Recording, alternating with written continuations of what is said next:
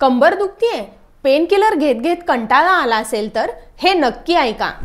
खूप साऱ्या लोकांना कंबरदुखीचा त्रास होतो, कधी पडल्यामुळे, ॲक्सिडेंटमुळे, वजन उचलल्यामुळे किंवा लांब वेळ बसून राहिल्यामुळे हे पेन वाढतं। कंबरदुखीमध्ये मसल्स, लिगामेंट्स किंवा जॉइंट्समध्ये स्ट्रेन येतो आणि त्यामुळे स्टिफनेस, दुखणे आणि हालचालीत त्रास जाणवतो। पेनकिलर्स घेतल्यावर काही तास आराम मिळतो, पण दुखण्याचं मूळ कारण तसंच राहतं, म्हणूनच दुखणे परत परत होतं। अशा वेळी होमिओपॅथीमध्ये एक खूप उपयोगी रेमेडी आहे, रस्टॉक्स 200।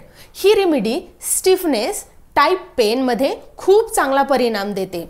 हालचाल केल्यावर पेन कमी होतो। सकाळी उठताना जास्त स्टिफनेस, थंड हवेत किंवा ओल्या हवेत दुखणे वाढणे, काही वेळ बसल्यावर अचानक उठताना पेन, अशा सिम्पटम्स असल्यास रस्टॉक्स क्लिनिकली खूप फायदेशीर ठरते।